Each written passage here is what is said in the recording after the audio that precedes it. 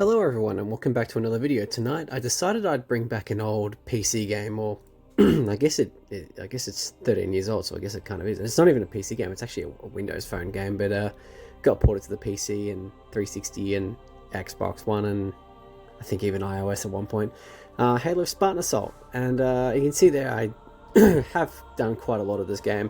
I figured in my infinite wisdom I'd go straight to the last level of the game, which wasn't a great move because I've kind of forgotten the controls, but fuck it, we ball.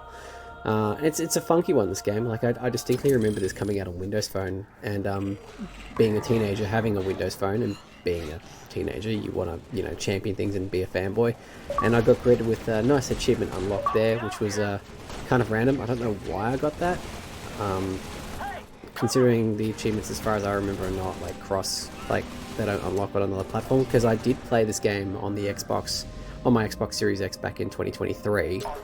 Didn't complete everything, although I have been meaning to get back onto that actually and try complete that, because it would be kind of a novel completion on my list of what was it, about 116 games I've completed. No, it was 123 or something like that. I've done quite a lot of games on achievement hunting in the last couple of years or so.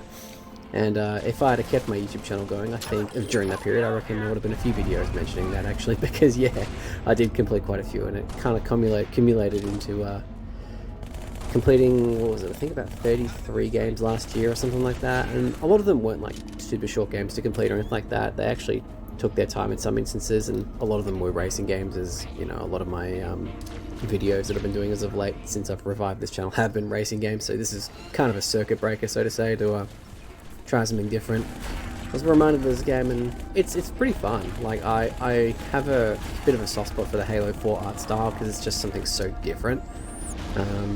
And it's still, like, time has been kinder to this game than it has been to Halo 5 and maybe Halo Infinite? I actually don't know, actually. I think Halo Infinite was kind of unfairly maligned because of they're pretty much, you know, being a very bare bones game. I kind of liked the simplicity of the game when it came out back in late 2021. And again, yet another game that I would have absolutely recorded a lot of footage for had I been doing my YouTube channel when that was a thing, because I did play a lot of that game in its early days online, and that was a lot of fun. Like, it was the first proper Halo, I mean, other than Halo 4, it was the first, like, the second game that I actually, like, properly played online with, like, the community when it was in its peak. And it was fun. Like, it was genuinely a lot of fun. And yeah, as I just said, I wish I did record it, because it was, I just don't know. 2021 for Xbox, I know that game got a lot of shit, but 2021 for Xbox was kind of fun. Forza Horizon 5 came out, and you see there I failed that. I thought I'd survive, but apparently, you know, Spartans never die.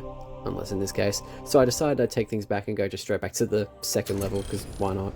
But yeah, 2021 for Xbox was kind of fun, because again, Forza Horizon 5 was out, and I love that game. I mean, I've spent not as much time as I did on Forza Horizon 4, and there are videos of Forza Horizon 4 on this channel. They are pretty readily available, but I didn't record a single thing for Forza Horizon 5, which I feel like was a bit of a missed opportunity, because I had some opinions on the DLC for that game. Like, the expansions for that game, well, the expansions for the Forza Horizon games in general have generally been fine, you know, not usually amazing. I think the last good ones was like the Blizzard Mountain Horizon 3 and the Hot Wheels, subsequent Hot Wheels DLC, but Horizons 5 was nothing special and was retreading ground. At least the cars that they brought along were pretty cool, and, you know, the map, I don't know, the map wasn't great, but it was still, you know, interesting to drive on to an extent, and the sheer variety of cars was fun. But anyway, I'm getting on a tangent here.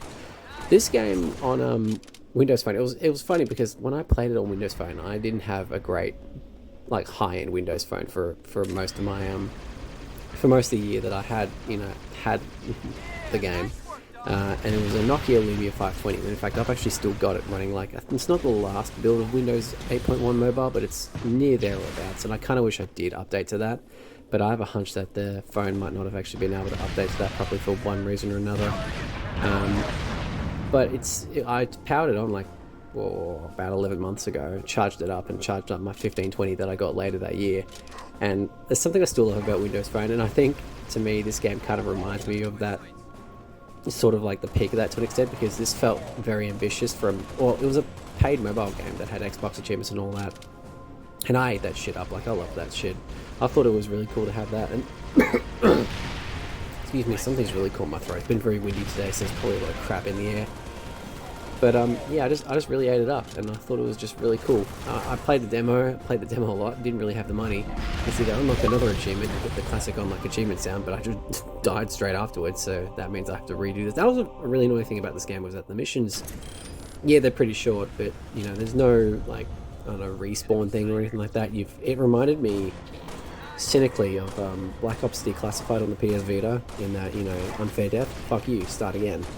And oh boy, that game was full of those too. I remember I played that game in 2020 on my Vita, and still had an active online community. Don't imagine it would now, unfortunately, but oh well.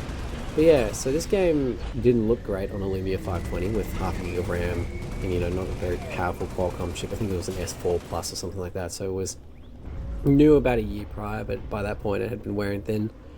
But of course the Snapdragon S4 processors were legendary on Blackberries and Windows phones, because they just worked. They did everything you needed to do, and they ran, you know, Blackberry 10 and Windows Phone fine.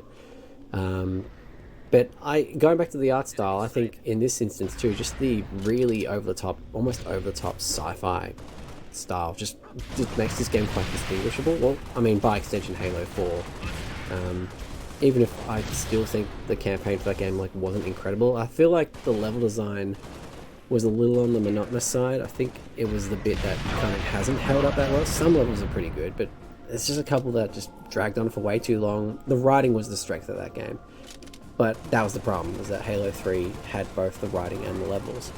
And I still think that Halo 3 could solve world peace, you know, could actually bring about world peace if people were to collectively just remember that game was a thing, and I don't know, the 360 servers were brought back. You know, that game is just that good, and just concludes things so satisfyingly, with such a satisfying like level.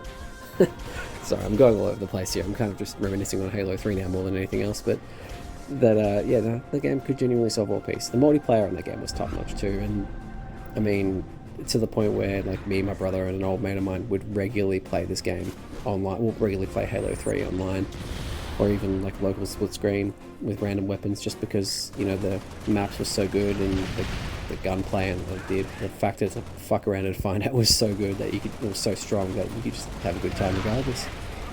And you can see this time this was a successful raid on the final anti-air gun, and well, the level was that short that you pretty much just go to the extraction point and that was that. So that's why it was a bit annoying, because, you know, I nearly did the level and then I just died from an explosive because I was too stupid and didn't realize it was that close.